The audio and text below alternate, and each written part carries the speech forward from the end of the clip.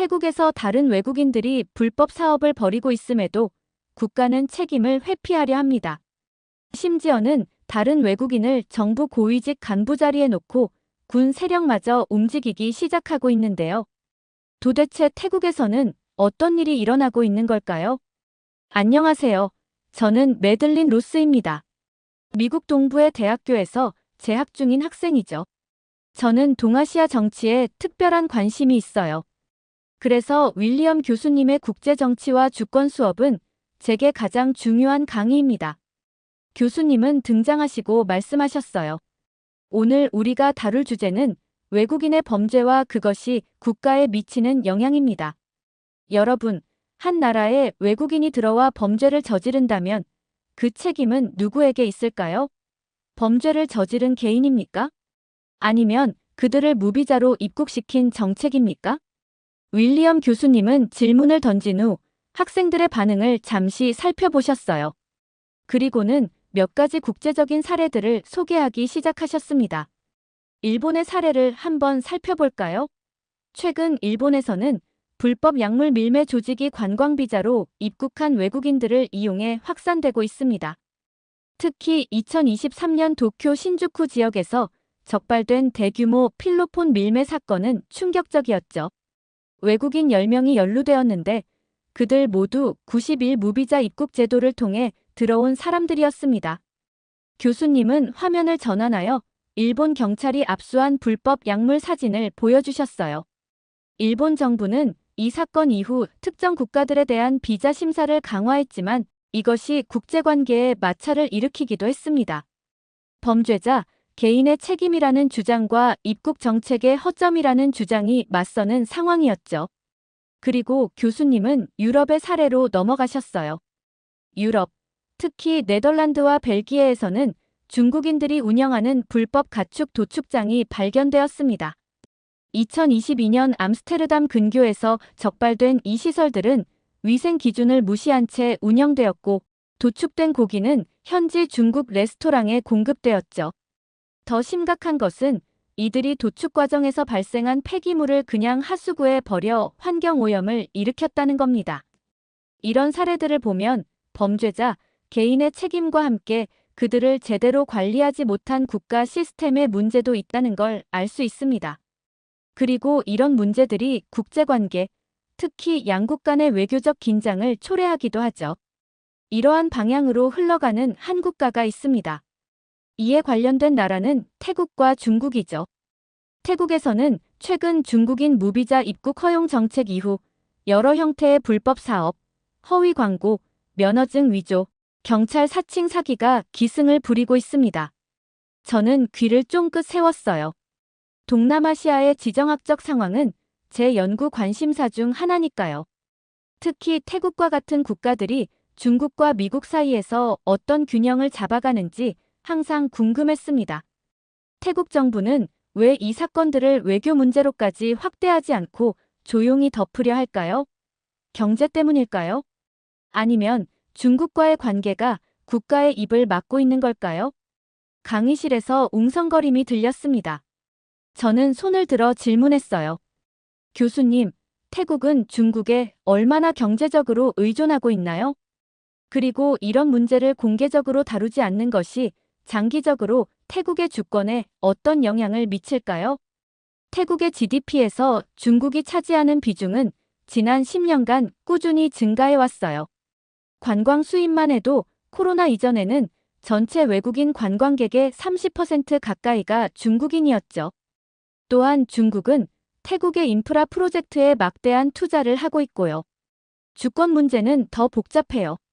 경제적 이익을 위해 국가의 권위와 법 질서가 훼손된다면 그 나라는 점차 독립성을 잃을 수 있습니다. 더구나 태국은 정치적으로도 불안정한 시기를 겪고 있어 더 취약한 상황이죠. 저는 교수님의 말씀을 꼼꼼히 기록했어요. 이런 사례는 제가 연구하고 싶은 약소국의 지정학적 딜레마에 완벽한 예시가 될 것 같았거든요. 자, 이제 구체적인 사례를 하나 살펴보겠습니다. 태국에서 벌어지고 있는 중국인 관련 불법 운전면허 발급 스캔들이에요. 스크린에 중국어로 된 SNS 게시물이 나타났어요. 화려한 이모티콘과 함께 시험 없이 태국 면허증 받는 법이라는 제목이 붙어 있었죠.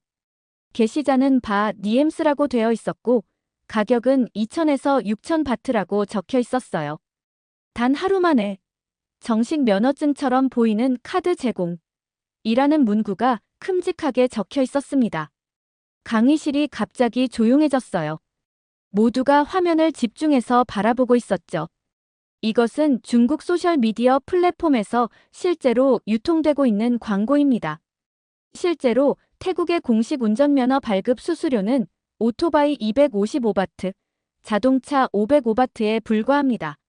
하지만 이 불법 중개업자들은 몇 배에 달하는 요금을 요구하고 일부는 돈만 받고 연락을 끊어버리죠. 저는 태국 화폐인 바트와 달러의 환율을 재빨리 검색해봤어요. 6,000 바트는 약 170달러 정도였습니다. 공식 수수료의 10배가 넘는 금액이었죠. 한 중국인 관광객은 이런 SNS 광고를 통해 6,000 바트를 송금했지만 며칠 후 계정이 차단되었습니다. 돈은 돌려받지 못했죠. 또 다른 사례에서는 가짜 면허증을 발급받은 중국인이 실제로 차량을 렌트해 교통사고를 냈고 경찰 조사 과정에서 불법 발급 사실이 드러났습니다. 화면에는 실제 태국 운전면허증과 가짜 면허증이 나란히 표시되었어요. 육안으로는 거의 구분이 불가능해 보였습니다. 가장 충격적인 점은 태국 현지인들도 이런 조직적인 사기에 가담하고 있다는 사실입니다. 방콕 교통부 직원과 일부 공무원들이 뒤에서 이런 불법 행위를 돕고 있다는 증거가 발견되었습니다. 제 옆자리에 앉은 제이슨이 작게 속삭였어요. 정말 미친 일이네. 공직자들까지 연루되어 있다니. 여러분, 이것은 단순한 사기가 아닙니다. 이는 국가공문서 위조와 같은 행위입니다. 그리고 결국 그 피해는 태국 사회 전체에 돌아갑니다. 국가공문서의 신뢰성이 무너진다면 그 사회의 근간이 흔들릴 수 있다는 점이 분명하죠. 이런 가짜 면허증으로 운전하는 사람들은 적절한 운전 시험을 통과하지 않았습니다. 도로교통법을 제대로 이해하지 못할 수도 있고 안전규칙을 무시할 가능성이 높죠. 결국 교통사고의 위험을 높이고 태국 국민들의 안전을 위협하게 됩니다. 더 큰 문제는 이런 일들이 태국에서만 벌어지는 것이 아니라는 점입니다. 유사한 중국인 관련 불법 행위가 라오스, 캄보디아, 미얀마 등 여러 동남아시아 국가에서 보고되고 있습니다. 이는 중국의 경제적 영향력 확대와 함께 나타나는 부작용이라고 볼 수 있죠. 저는 문득 궁금증이 생겨 손을 들었어요. 교수님, 태국 정부는 이런 문제에 대해 어떤 대응을 하고 있나요? 태국 정부는 표면적으로는 이런 불법 행위에 대한 단속을 강화하고 있다고 발표하고 있어요. 하지만 실질적인 조치는 미미한 수준입니다.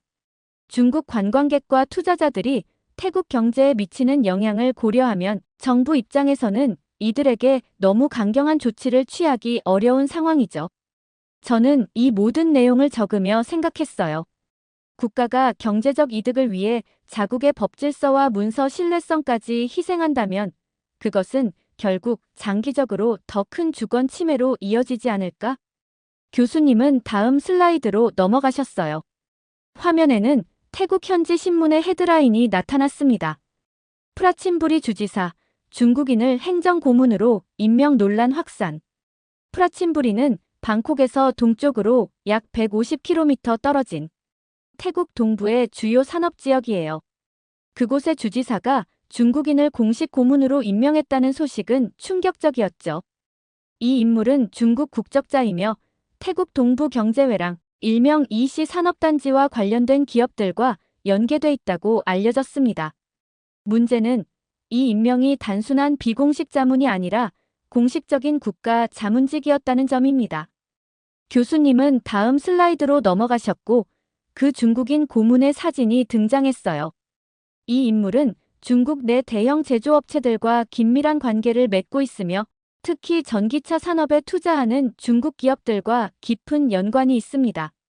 프라친부리 지역에 새로운 중국 공장들이 들어설 예정인데 그 배후에 이 인물이 있다고 알려져 있죠. 저는 재빨리 노트북에 타이핑하며 생각했어요.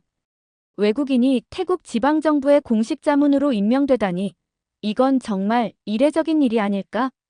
교수님은 이어서 이 사건 이후 나온 태국 정부 측의 해명을 소개하셨어요. 프라친부리 주지사는 이렇게 해명했습니다. 상공회의소에서 추천한 인물이며 중국 기업과의 소통을 위해 필요했다. 그리고 태국 내무부는 지금은 임명을 철회했고 진상조사위원회가 구성 중이라고 발표했죠. 교수님은 교실을 둘러보며 질문하셨어요.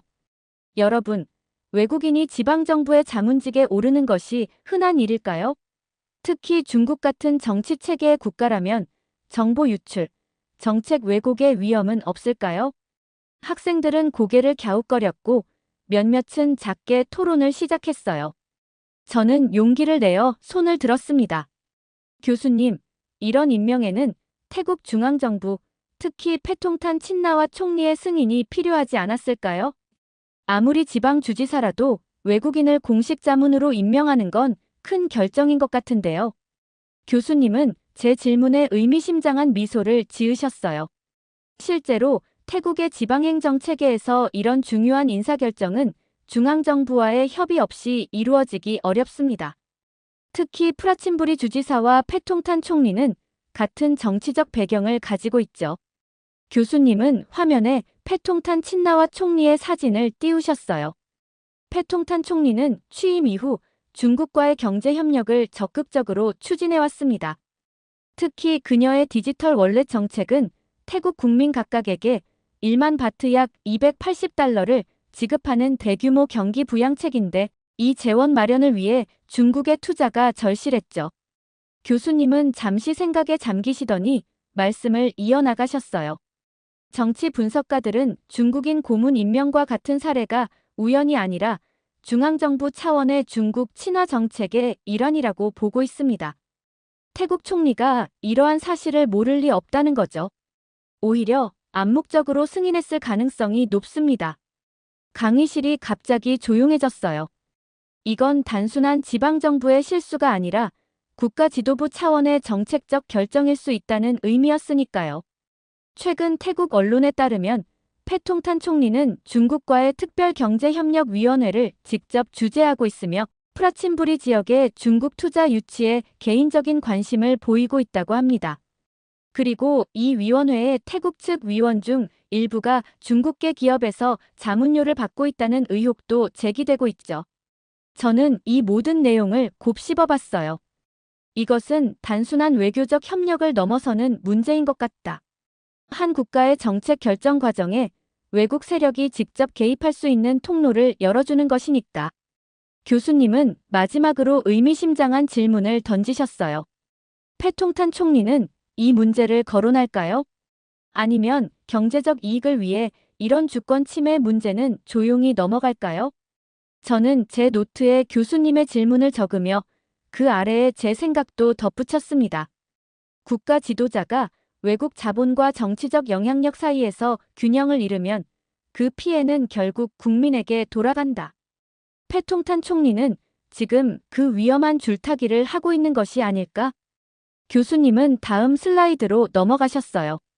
이제 더 충격적인 사례를 살펴보겠습니다. 화면에 영상이 재생되기 시작했어요. 처음에는 화려한 무대와 번쩍이는 조명이 보였습니다. 마치 대형 콘서트장이나 시상식 같은 분위기였죠.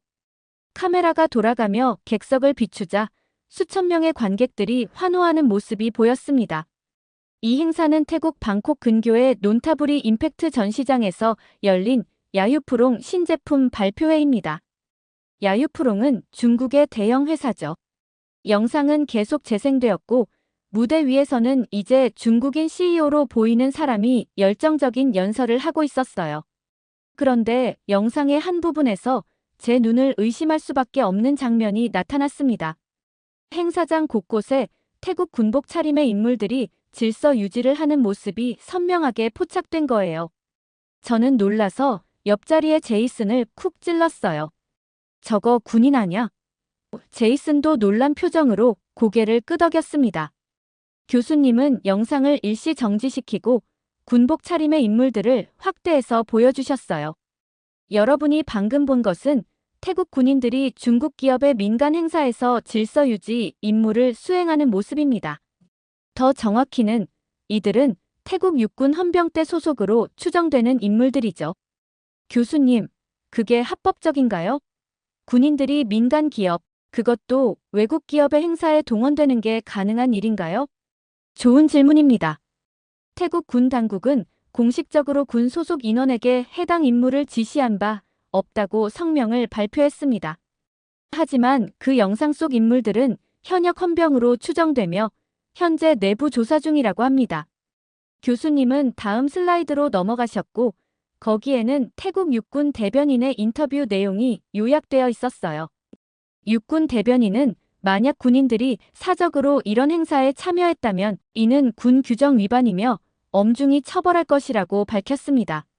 하지만 태국 현지 언론들은 이 행사에 참석한 군인들이 최소 40명 이상이었고 이는 개인적 차원의 참여가 아닌 조직적 동원이었을 가능성이 높다고 보도하고 있죠.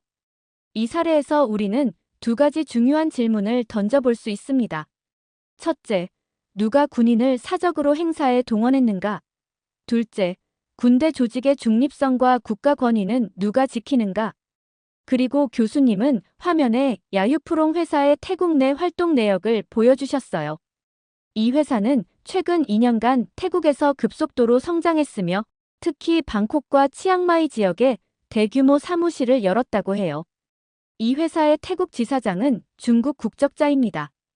그는 패통탄 정부의 경제 고문단과도 연결되어 있다고 알려져 있어요. 야유프롱은 한 해 동안 태국에 약 3억 달러 규모의 투자를 약속했고 이 중 일부는 태국 동부 경제회랑 EEC 개발에 투입될 예정이라고 합니다. 교수님은 잠시 침묵했다가 의미심장한 목소리로 말씀을 이어나갔어요. 여러분, 이는 단순한 민간 이벤트가 아닙니다. 외국 자본이 자국 군조직까지 개입시킬 정도로 뿌리를 내린다면 이는 주권의 침해입니다. 교수님은 다시 야유프롱 행사 영상으로 돌아가셨어요. 영상 속에서 태국 군인들은 중국인 VIP 손님들의 안전을 책임지고 있었고 일부는 심지어 무대 뒤에서 이벤트 진행을 돕는 듯한 모습도 보였습니다. 군대는 국가의 주권과 국민을 지키는 조직입니다. 그런데 이렇게 외국 기업의 사적인 행사에 동원된다면 그 군대는 과연 누구의 이익을 위해 존재하는 것일까요? 국가의 것인가 아니면 돈을 지불한 사람의 것인가? 교수님의 질문은 강의실에 울려 퍼졌고 저는 그 말의 무게를 느끼며 천천히 노트에 적었어요. 군대가 외국 기업의 행사에 동원되는 순간 그 나라의 주권은 이미 침식되기 시작한 것이 아닐까? 그리고 그 책임은 궁극적으로 누구에게 있는 걸까? 군인들이 중국 기업 행사에 동원된 영상이 끝나고 저는 자연스럽게 떠오르는 질문을 하게 되었어요. 교수님, 이런 분위기 속에서 다른 나라 관광객은 피해를 입지 않나요? 태국을 방문하는 외국인들은 안전할까요? 윌리엄 교수님은 제 질문에 고개를 끄덕이셨어요. 매우 시의적절한 질문입니다. 실제로 몇 달 전 방콕에서는 일본인 관광객 가족이 심각한 사기를 당한 사건이 있었습니다. 교수님은 슬라이드를 넘기셨고 일본 뉴스 화면이 나타났어요. 헤드라인은 방콕에서 일본인 관광객 가족, 가짜 경찰에 금품 갈취당해였습니다. 사건은 이렇게 진행되었습니다.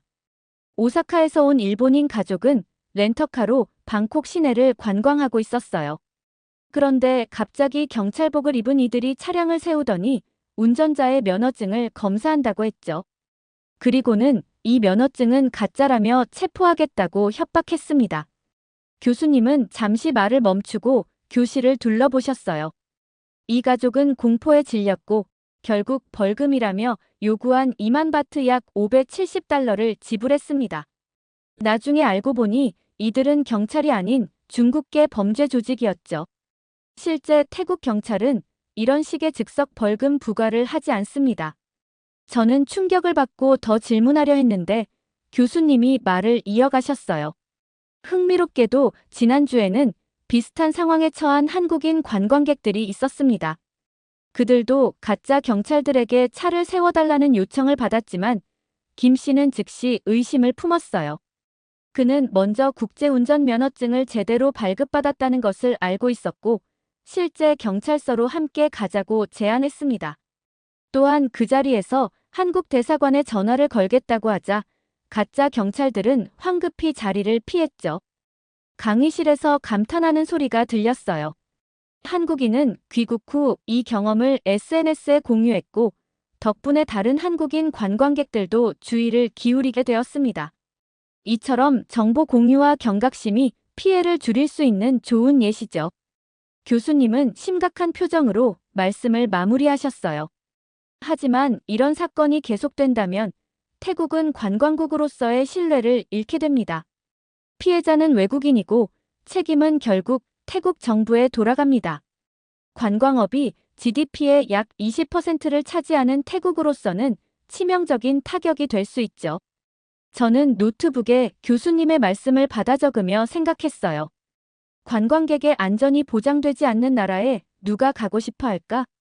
결국 외국인에 대한 범죄는 그 나라의 경제에도 직접적인 타격을 주는 것이구나.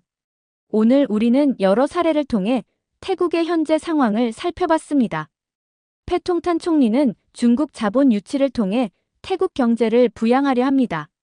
하지만 단기 이익을 위해 정치, 군, 사회 전반이 외부 영향에 침식당하는 현상이 벌어지고 있죠.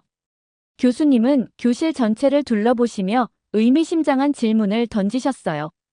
여러분이라면 경제 성장을 위해 국가의 주권을 일부 넘길 수 있겠습니까?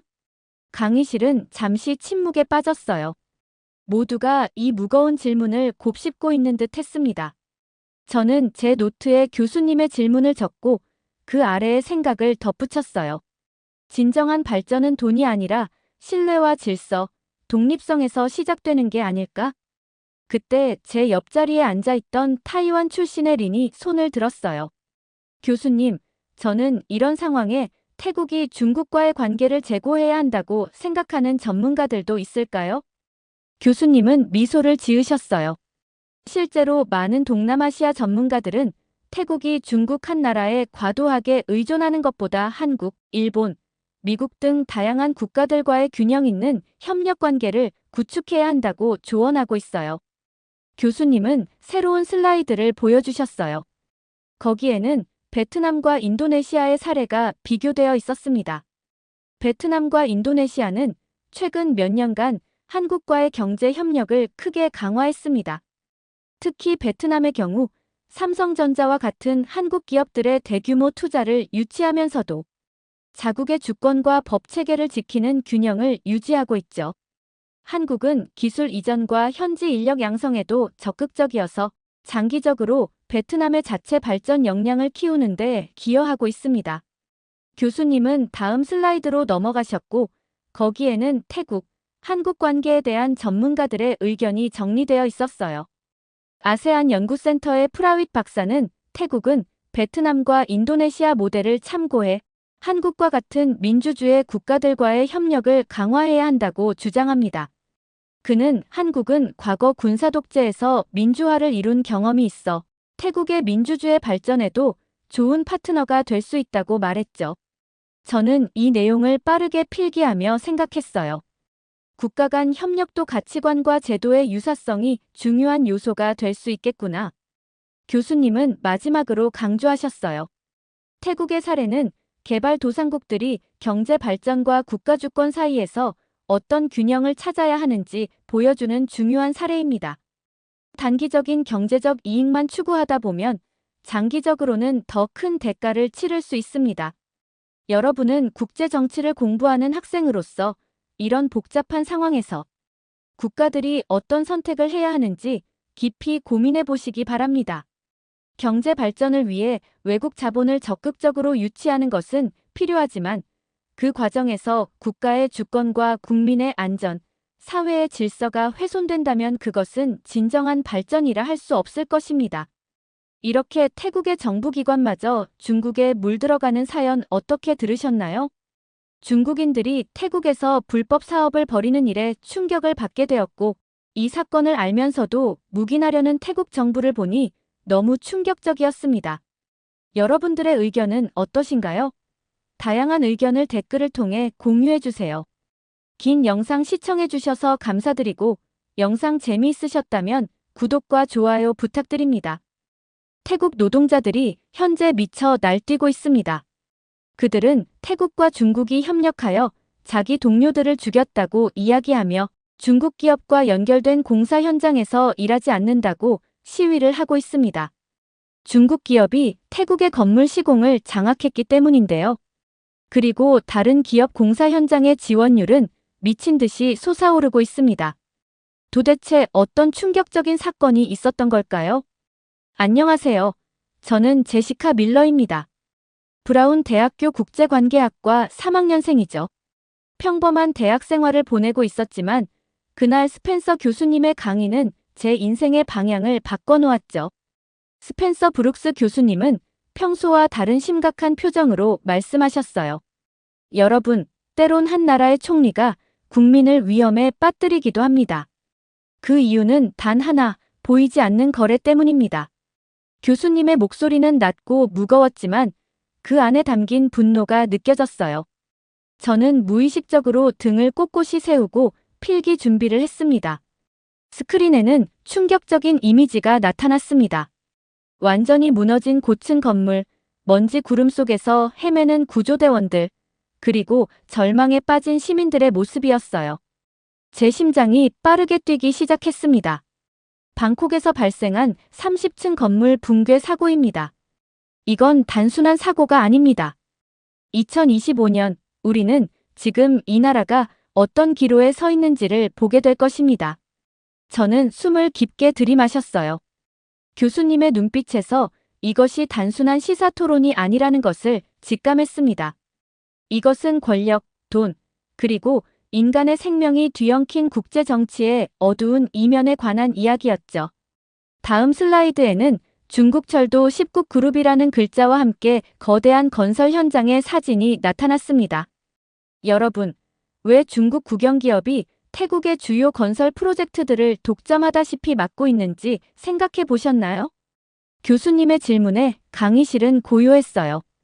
저는 노트북을 열어 필기를 시작했습니다. 이건 분명 시험에 나올 내용일 테니까요. 단순히 그들이 입찰가가 낮아서라고 생각한다면 국제관계의 복잡한 역학을 놓치는 겁니다. 교수님은 칠판에 1대1로 전략 BRI라고 크게 쓰셨어요. 중국의 1대1로 전략, 이것이 첫 번째 핵심 요소입니다. 중국은 동남아시아를 자국의 경제권으로 끌어들이기 위해 대대적인 인프라 투자 공세를 펼치고 있어요. 옆자리에 토마스가 작게 속삭였어요. 제시카, 이거 심상치 않은데? 고개를 끄덕이며 다시 교수님의 설명에 집중했습니다. 태국은 지리적으로 미얀마, 라오스, 캄보디아, 말레이시아로 연결되는 핵심 노선에 위치해 있습니다.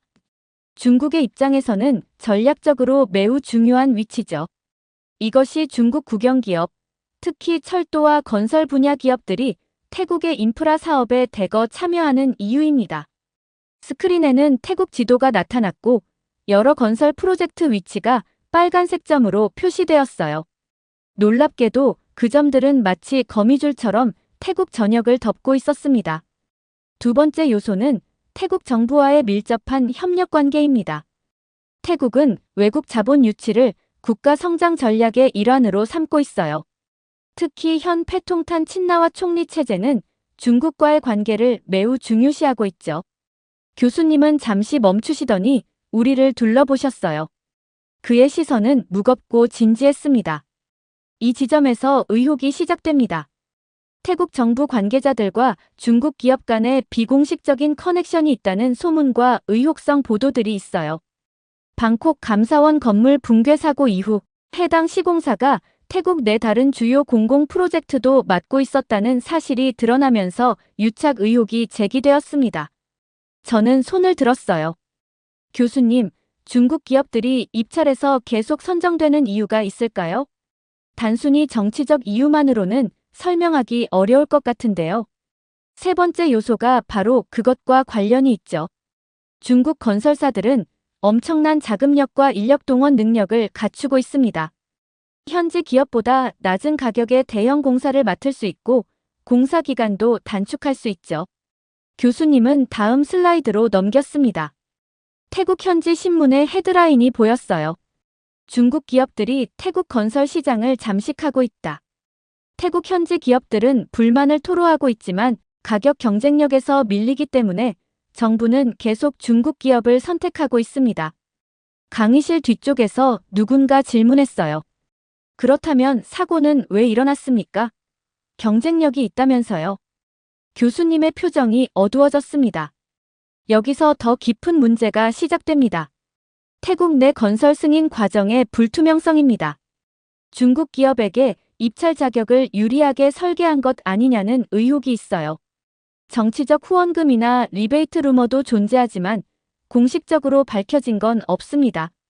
교수님은 방콕 감사원 건물 붕괴 사진으로 다시 돌아갔어요. 이 사고 이후 중국 시공사가 태국의 안전 기준을 무시하고 중국식으로 시공했다는 주장이 제기되었습니다. 중국 기술자와 노동자들이 현지 안전 규제에 익숙하지 않은 상태에서 작업했을 가능성도 있고요. 실제 사용한 철근을 보면 기준치에 훨씬 미달되었죠. 저는 침묵 속에서 생각에 잠겼습니다. 단순한 건물 붕괴 사고가 아니라 국제 정치와 경제적 이해관계, 그리고 부패와 안전 문제가 복잡하게 얽힌 사건이라는 것을 깨달았어요. 갑자기 강의실 뒤쪽에서 손이 올라갔습니다. 교수님, 대체 중철 10국은 태국에서 어떤 건물들을 건설하고 있는 건가요? 한 회사가 얼마나 많은 프로젝트를 맡고 있는지 궁금합니다. 교수님은 질문에 미소를 지으시며 새로운 슬라이드를 띄웠습니다. 태국 지도 위에 빨간 점들이 여러 개 표시되어 있었어요. 중철 10국은 단지 무너진 그 감사원 건물 하나만 맡은 게 아닙니다. 태국 전역에 퍼져 있는 대형 공공 프로젝트들이 이 중국 국영기업의 손에 들어가 있어요. 교수님은 레이저 포인터로 지도 위의 점들을 하나씩 가리켰습니다. 방콕 시내의 국립수자원 청사, 태국과 라오스를 연결하는 농카이 고속철도, 그리고 방콕의 관문인 수완나품 국제공항의 신규 터미널 건설까지 이것들은 모두 중철 10국이 맡고 있는 프로젝트들입니다. 더 충격적인 사실은 이 회사가 맡은 프로젝트 대부분이 태국의 핵심 인프라라는 점입니다. 수자원, 교통, 공항, 국가안보와도 직결되는 시설들이죠. 교수님은 다음 슬라이드로 넘겼습니다. 태국 총리 패통탄 친나왓의 사진이 나타났어요. 그녀는 중국 지도자와 악수하는 모습이었습니다.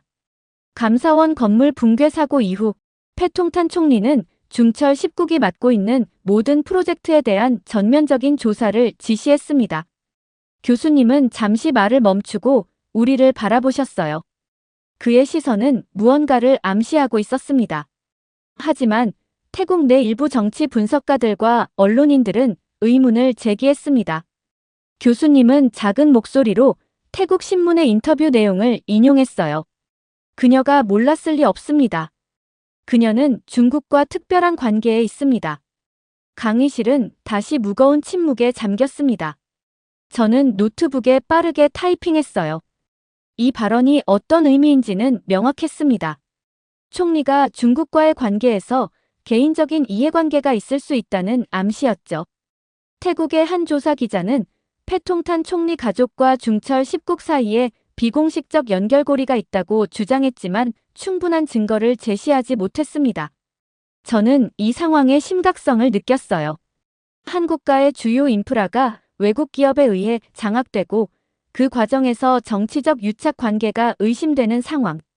그리고 그 진실을 파헤치려는 사람들이 탄압받는 현실.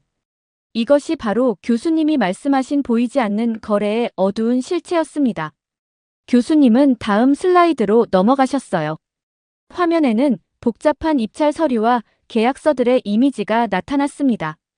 자, 이제 우리는 태국의 공공 입찰 시스템에 대해 살펴보겠습니다. 교수님의 목소리는 더욱 낮아졌습니다. 마치 비밀을 공유하는 것처럼요.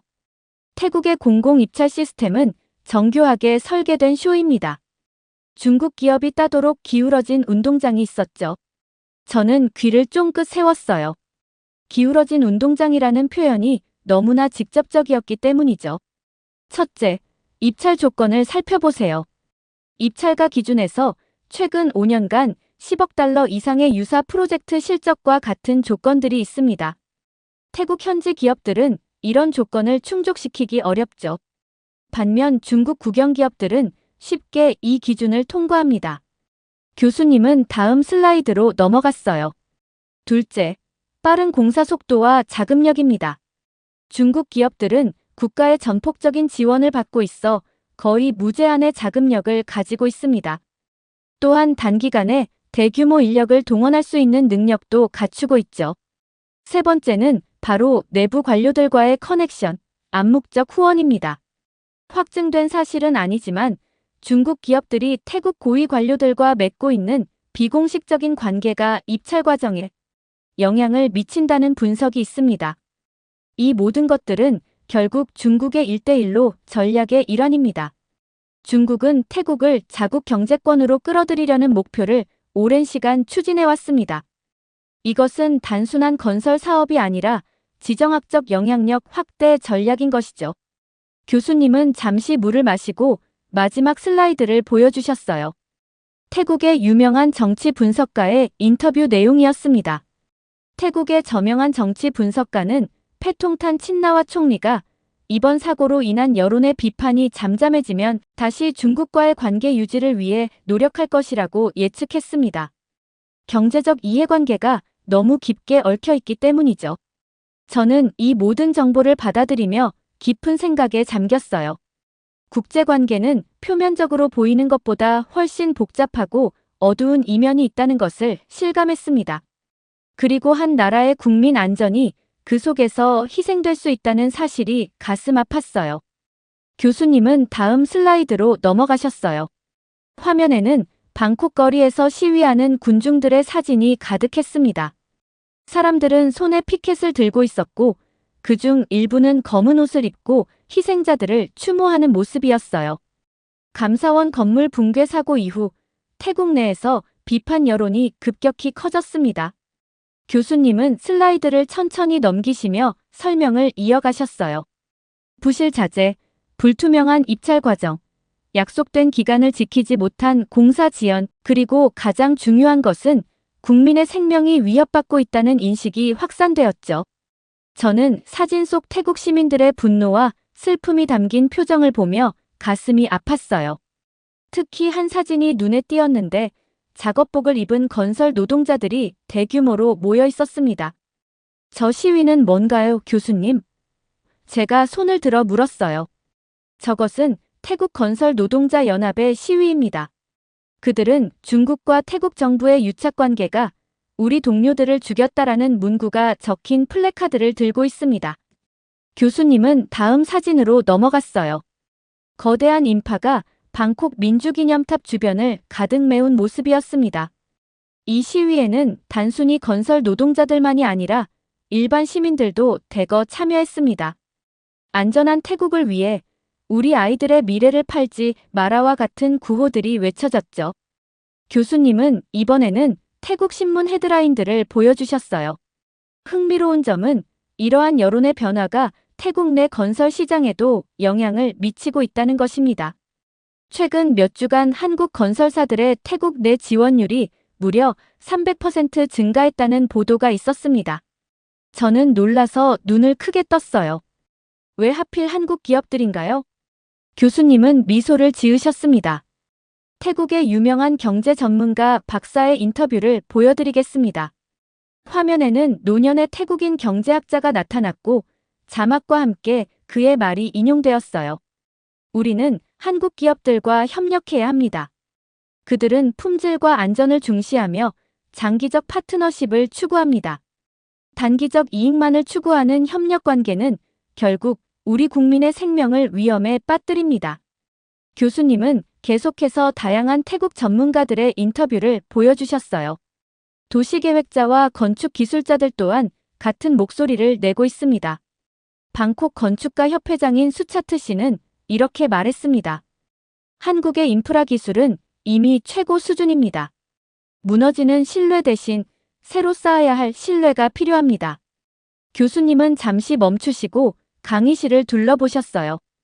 그리고 가장 놀라운 변화는 노동자들 사이에서 일어나고 있습니다.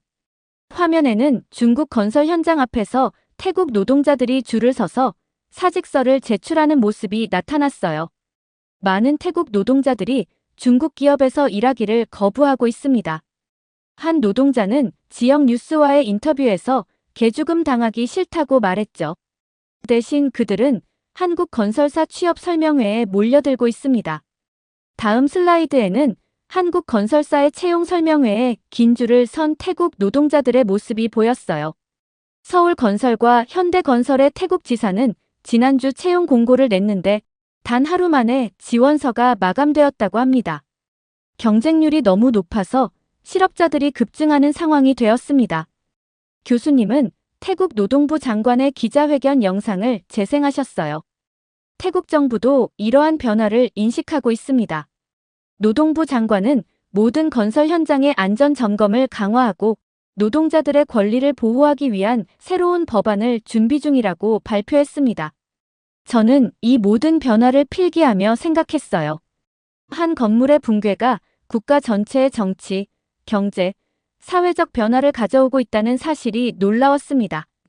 그리고 그 변화의 중심에 한국이라는 나라가 있다는 점도 흥미로웠어요. 그렇다면 교수님, 이런 변화가 태국과 중국의 관계에 어떤 영향을 미칠까요? 저는 궁금증을 참지 못하고 질문했어요. 교수님의 표정이 심각해졌습니다. 그것이 바로 다음 주제입니다. 태국 총리의 갈림길에 대해 이야기해 보겠습니다. 교수님은 이제 패통탄 친나와 총리의 대형 사진을 화면에 띄우셨어요. 그녀는 생각에 잠긴 표정으로 창밖을 바라보고 있었습니다. 이제 모든 시선은 패통탄 총리에게 쏠리고 있습니다. 그녀는 지금 중대한 딜레마에 놓여 있습니다. 교수님은 칠판에 두 가지 선택지를 적으셨어요. 첫 번째 선택지는 계속해서 중국과의 관계를 유지하며 국가 성장의 지름길을 택하는 것입니다. 중국은 태국에 막대한 투자를 약속했고 현재 진행 중인 프로젝트들의 가치는 수십억 달러에 달합니다. 교수님은 잠시 멈추고 우리를 바라보셨어요. 두 번째 선택지는 국민의 목소리를 따르고 한국 등 신뢰 가능한 파트너들과 협력하는 것입니다. 이는 단기적으로는 경제 성장이 둔화될 수 있지만 장기적으로는 더 안전하고 지속 가능한 발전을 가져올 수 있습니다. 저는 이 두 가지 선택지를 노트북에 빠르게 타이핑하며 생각했어요. 정치인들은 항상 쉬운 길을 택하지 않을까? 패통탄 총리는 어제 기자회견을 열었습니다. 교수님은 화면에 기자회견 영상을 틀어주셨어요. 패통탄 총리는 침착하지만 긴장된 표정으로 연단에 서 있었습니다. 안전이 최우선입니다. 태국은 앞으로 모든 공공 프로젝트에서 법적 기준을 엄격히 따를 것입니다. 외국 기업도 예외는 아닙니다. 총리의 말이 끝나자 기자들의 질문이 쏟아졌어요. 중국 기업과의 계약은 어떻게 되나요? 한국 기업들과 새로운 협력을 모색하고 있나요? 교수님은 영상을 멈추고 말씀하셨습니다. 패통탄 총리의 발언은 외교적으로 매우 조심스럽게 표현된 것입니다. 그녀는 직접적으로 중국을 비판하지 않았고 어떤 나라와 협력할 것인지에 대해서도 구체적으로 언급하지 않았습니다. 교수님은 다음 슬라이드로 넘어갔어요. 태국 정치 분석가들의 다양한 의견이 정리되어 있었습니다. 전문가들의 의견은 나뉘고 있습니다. 일부는 패통탄 총리가 중국과의 관계를 근본적으로 재고하지는 않을 것이라고 예측합니다. 중국의 경제적 영향력은 너무 크고 태국 경제는 이미 중국에 깊이 의존하고 있다는 이유에서죠. 교수님은 계속해서 설명했어요. 반면 다른 전문가들은 이번 사태가 패통탄 총리에게 정치적 전환점이 될 수 있다고 봅니다.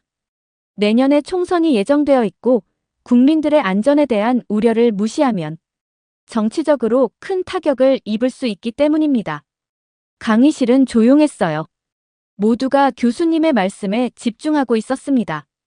그러나 그녀의 말의 진심은 아직 시험대에 올라 있습니다. 앞으로 몇 주, 몇 달 동안 패통탄 총리가 취할 행동이 그녀의 진정한 의도를 보여줄 것입니다. 교수님은 잠시 생각에 잠기시더니 말씀을 이어가셨어요. 여러분, 국제관계에서는 종종 말과 행동이 일치하지 않습니다. 우리는 표면적인 선언보다는 실제 정책 결정과 행동을 더 주의 깊게 관찰해야 합니다. 저는 이 말이 깊게 와닿았어요. 국제관계학을 공부하면서 항상 들었던 말이지만 실제 사례를 통해 배우니 훨씬 더 명확하게 이해할 수 있었습니다. 교수님의 강의가 거의 끝나갈 무렵 강의실 뒤쪽에서 한 손이 올라갔어요. 평소에는 조용했던 마이클이었습니다. 교수님, 결국 패통탄 총리는 한국을 선택할까요? 이 질문에 강의실의 모든 학생들이 교수님을 주목했어요. 저도 호기심 어린 눈으로 교수님을 바라봤죠. 스펜서 교수님은 잠시 창밖을 바라보셨어요. 그건 태국 정부가 선택할 몫입니다. 하지만 한 가지는 확실하죠. 무너진 건물은 경고입니다. 중국의 그림자는 생각보다 깊고 위험합니다. 교수님의 목소리는 무겁고 깊었어요. 그분의 말씀 속에는 오랜 연구와 경험에서 우러나오는 통찰이 담겨 있었습니다. 패통탄 총리는 지금 두 갈래 길에 서 있습니다. 하나는 본인의 정치적, 경제적 이득을 위해 중국과의 관계를 계속 유지하는 길이고, 다른 하나는 국민의 안전과 국가의 장기적 발전을 위해 협력 파트너를 다변화하는 길이죠. 교수님은 천천히 강단을 걸으며 말씀을 이어가셨어요. 정치인들은 종종 자신의 개인적 이익과 권력 유지를 위해 국민의 목소리를 외면합니다. 패통탄 총리와 그녀의 가족은 중국과 깊은 비즈니스 관계를 맺고 있다는 보도가 있어요. 만약 그녀가 이런 개인적 이해관계를 우선시한다면 겉으로는 안전을 강조하면서도 실제로는 중국 기업들과의 계약을 계속 유지할 가능성이 높습니다. 저는 이 말씀을 들으며 현대 정치의 어두운 면을 실감했어요. 교수님은 계속 말씀하셨습니다. 하지만 태국은 민주주의 국가입니다. 궁극적으로 국민들이 선거를 통해 자신들의 목소리를 낼 수 있어요. 만약 태국 국민들이 이번 사태를 심각하게 받아들이고 변화를 요구한다면 패통탄 총리도 그들의 뜻을 무시할 수 없을 것입니다. 교수님은 마지막 슬라이드로 넘어갔어요. 화면에는 커다란 글씨로 이렇게 적혀 있었습니다. 믿음 없는 성장, 그 끝은 붕괴다. 강의실은 완전한 침묵에 빠졌어요. 그 문장이 주는 울림이 너무 강했기 때문이죠. 여러분, 이번 사례 연구를 통해 우리가 배울 수 있는 교훈은 무엇일까요? 국제관계는 단순히 국가 간의 외교적, 경제적 교류만이 아닙니다. 그 속에는 인간의 삶과 안전, 그리고 미래가 걸려 있어요. 교수님은 프로젝터를 끄고 교단 앞으로 다시 걸어오셨습니다. 우리는 많은 이론과 개념을 배웠습니다. 하지만 오늘 우리가 살펴본 이 실제 사례는 그 어떤 이론보다 중요한 교훈을 줍니다. 국제관계 속에서 윤리적 결정이 얼마나 중요한지를 말이죠. 벨소리가 울렸고 강의는 공식적으로 끝났지만 아무도 자리에서 일어나지 않았어요. 모두가 교수님의 말씀에 깊이 빠져 있었습니다. 다음 학기에는 동남아시아의 정치 역학에 대해 더 깊이 다룰 예정입니다. 관심 있는 학생들은 수강 신청을 고려해 보세요. 저는 노트북을 닫으며 깊은 생각에 잠겼어요. 오늘 배운 내용은 단순한 학점 이상의 가치가 있었습니다.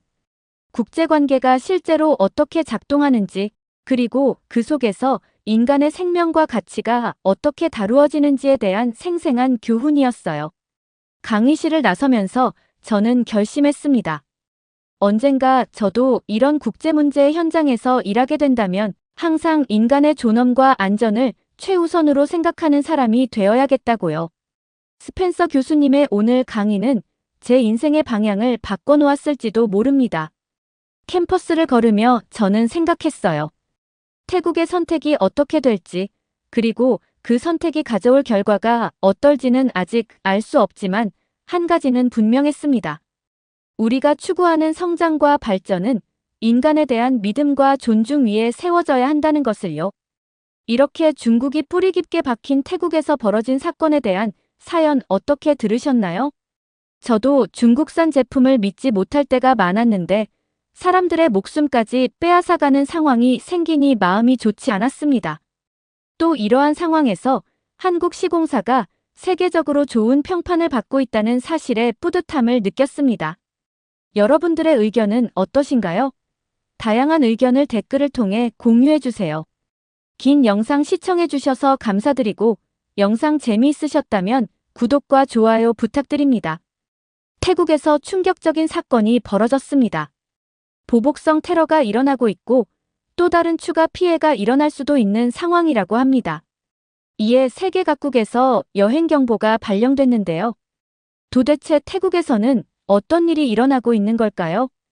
안녕하세요. 제 이름은 조이입니다. 워싱턴에 있는 조지타운 대학교 3학년 학생이에요. 아시아 정치에 관심이 많아 이번 학기에 동남아시아의 국제 정치와 인권 수업을 듣게 되었죠. 오늘도 평소처럼 강의실로 들어섰는데 프레이저 교수님의 표정이 조금 무거워 보였어요. 칠판에는 위구르족 강제 송환이라는 글자가 크게 적혀 있었습니다. 전날 읽은 기사가 떠올랐죠. 태국 정부가 위구르족 난민들을 중국으로 강제 송환했다는 뉴스였어요.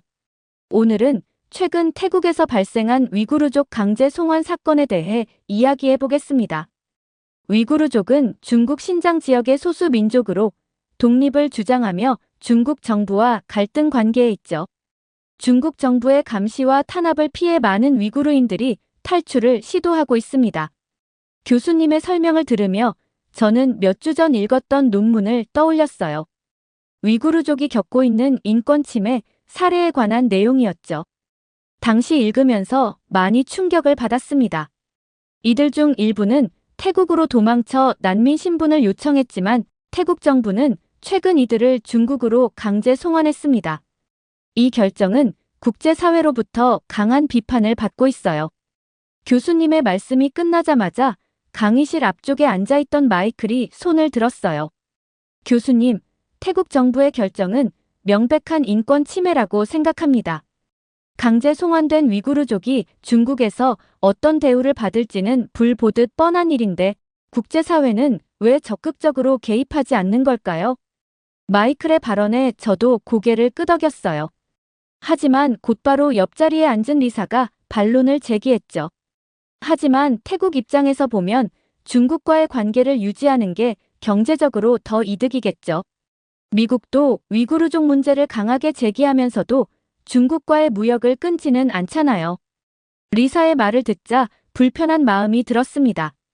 경제적 이득을 위해 인권을 희생시키는 것이 과연 정당화될 수 있을까요?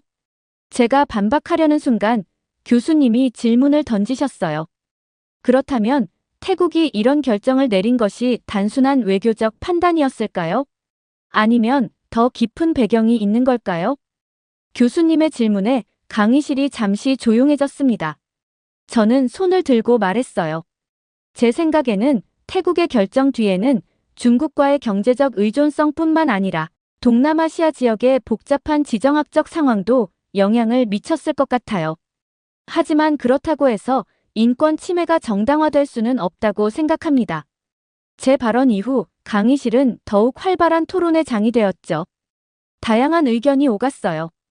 국제관계에서 인권과 경제적 이익 사이의 갈등, 국가 주권과 국제 규범 사이의 긴장관계, 그리고 강대국의 영향력에 대한 복잡한 논의가 이어졌습니다.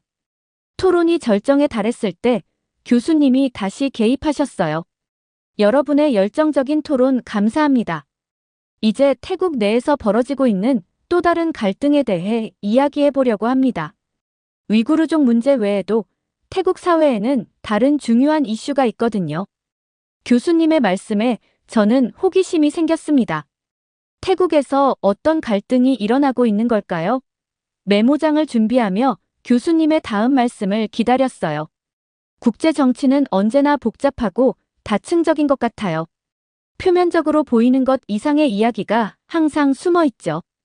그것을 찾아내는 과정이 제가 이 수업을 좋아하는 이유이기도 합니다.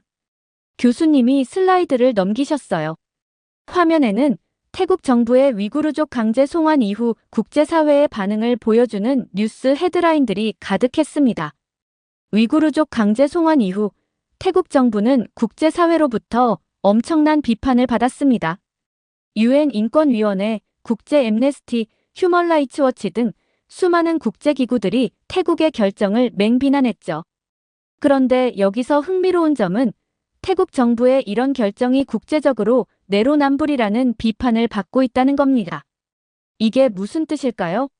저는 궁금해서 손을 들었어요. 교수님, 내로남불이 정확히 무슨 뜻인가요? 좋은 질문입니다, 조이.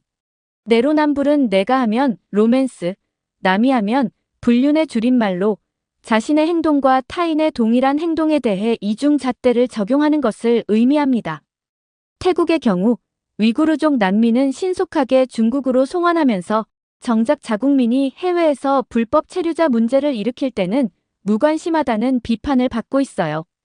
교수님은 다음 슬라이드로 넘어갔고 그곳에는 세계 각국의 태국인 불법 체류자 통계가 나와 있었습니다. 한국이 상위권에 있는 것이 눈에 띄었어요. 특히 한국의 경우 태국 출신 불법 체류자 문제가 심각한 상황입니다. 한국 정부가 여러 차례 태국 정부의 협조를 요청했지만 태국 정부는 이 문제에 적극적으로 대응하지 않았어요. 이것이 바로 최근 태국과 한국 사이의 긴장이 고조된 주요 원인 중 하나입니다. 저는 이 부분을 꼼꼼히 메모했어요. 국제관계에서 이러한 이중잣대가 어떤 외교적 갈등을 초래하는지 흥미로웠습니다.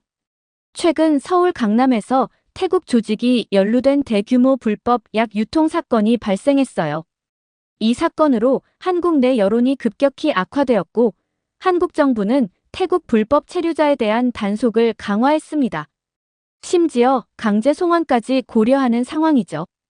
교수님이 보여주는 한국 뉴스 클립을 보며 상황의 심각성을 실감했어요. 이에 대해 태국 내 일부 단체들은 강하게 반발하고 있습니다. 특히 극단적인 민족주의 단체들은 한국이 태국인을 차별한다며 태국 내 한국인들을 겨냥한 협박을 시작했어요. 교수님은 방콕의 유명 쇼핑몰에서 발생한 반환 시위 영상을 보여주셨어요. 태국 청년들이 한국 관광객들을 향해 고성을 지르고 위협적인 행동을 하는 모습이 담겨 있었습니다. 영상을 보는 내내 마음이 불편했어요. 우와, 상황이 정말 심각하네요. 옆자리에 에밀리가 속삭였어요. 저도 고개를 끄덕였죠. 맞아요. 이런 상황이라면 한국인들이 태국 여행을 기피하는 것도 당연해 보여요. 교수님이 말씀을 이어가셨습니다. 실제로 이런 분위기 속에서 한국 관광객 수가 급격히 줄어들기 시작했습니다. 이는 태국 관광업에 큰 타격을 주고 있어요. 외교 전문가들은 태국 정부의 위구르족 강제 송환과 자국민의 불법 체류 문제에 대한 이중적 태도가 이러한 갈등을 심화시켰다고 분석하고 있습니다. 제이슨이 손을 들고 질문했어요. 교수님, 태국 정부는 이런 상황에 대해 어떤 입장을 취하고 있나요? 좋은 질문입니다. 태국 정부는 공식적으로는 모든 국가의 법을 존중한다는 입장을 표명하고 있지만 실질적인 조치는 미비한 상황입니다. 일부 태국 정치인들은 오히려 한국 정부의 태국인 단속을 인권 침해라고 비난하며 국내 여론을 자극하고 있어요. 저는 손을 들고 질문했습니다. 그렇다면 이런 상황에서 국제사회, 특히 유엔이나 다른 국제기구들은 어떤 역할을 할 수 있을까요? 교수님은 생각에 잠겼다가 대답하셨어요. 중요한 질문입니다. 국제기구들은 양국 간의 갈등 중재와 인권 보호라는 두 가지 측면에서 역할을 할 수 있습니다. 하지만 현실적으로는 이런 문제가 각 국가의 주권과 밀접하게 연관되어 있어 개입의 한계가 있죠. 그럼에도 불구하고 대화의 장을 마련하고 국제 규범을 강조하는 것이 중요합니다. 제 옆자리에 앉은 소피아가 속삭였어요. 태국에 여행 계획이 있었는데 다시 생각해봐야겠어. 저도 고개를 끄덕였습니다. 국제 정치의 복잡한 역학이 일반 시민들의 일상에까지 영향을 미치는 현실이 실감났어요. 수업이 계속 진행되는 동안 뒷자리에서 조용하게 앉아있던 태국인 유학생 파차이가 갑자기 손을 들었습니다. 제가 한 말씀 드려도 될까요?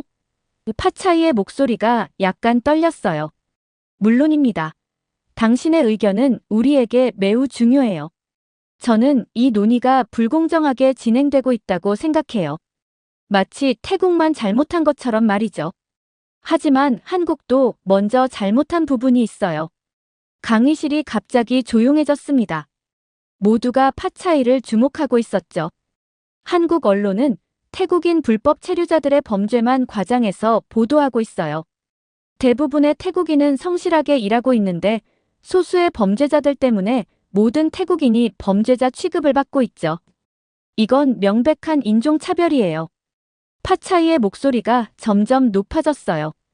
게다가 한국 기업들은 태국 노동자들을 저임금으로 고용하면서 부당한 대우를 하고 있어요. 그들이 불법 체류를 하게 된 이유도 한국 고용주들이 적절한 비자를 제공하지 않았기 때문이에요. 한국이 먼저 태국인들을 존중했다면 이런 문제가 생기지 않았을 거예요. 교실 내의 분위기가 긴장되었어요. 학생들이 서로 시선을 교환하며 불편한 기색을 내비쳤죠. 교수님은 침착하게 대응하셨습니다. 파차이, 당신의 의견 감사합니다. 다양한 시각을 듣는 것은 중요해요. 하지만 특정 국가의 잘못을 강조하기보다는 양국 간의 복잡한 상황을 객관적으로 분석해보는 것이 좋겠습니다. 교수님은 슬라이드를 넘기셨어요. 화면에는 태국 관광업 통계가 나타났습니다. 한국 관광객이 급감하면서 태국 관광업계는 큰 타격을 입었습니다. 통계를 보시면 지난 6개월간 한국인 관광객이 전년 대비 68% 감소했어요.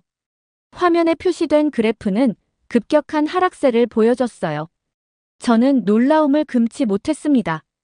한때 태국을 찾는 관광객의 상당수를 차지했던 한국인들이 사라지자 방콕과 푸켓을 비롯한 주요 관광지의 호텔, 식당, 가이드 업계는 심각한 위기에 봉착했습니다. 교수님은 태국 현지 호텔 업계 관계자와의 인터뷰 영상을 보여주셨어요. 영상 속 호텔 지배인은 한국 관광객이 사라진 후 예약률이 절반 이하로 떨어졌다고 토로했습니다. 이런 경제적 위기에 직면한 태국 정부는 어떤 대응을 했을까요? 마커스가 손을 들고 대답했죠. 중국 관광객을 유치하는 데 집중했을 것 같습니다. 정확합니다. 태국 정부는 이 위기를 해결하기 위해 중국 관광객 유치에 총력을 기울이기 시작했어요. 화면에는 태국 총리 패통탄 친나왓의 중국 방문 사진이 나타났습니다. 패통탄 총리는 중국과의 무비자 협정을 확대하고 중국인 전용 관광 패키지를 신설하는 등 적극적인 유치 활동에 나섰어요. 심지어 중국인 관광객에게는 특별 세금 혜택까지 제공했죠. 이 정책은 단기적으로 성공을 거두었습니다. 불과 3개월 만에 중국인 관광객 수가 2배 이상 증가했어요. 그러나 문제가 생겼습니다. 중국인 관광객들이 대거 유입되면서 태국 현지인들의 불만이 폭발하기 시작한 것이었어요. 교수님이 보여주신 첫 번째 영상은 방콕의 유명한 사원에서 촬영된 것이었어요.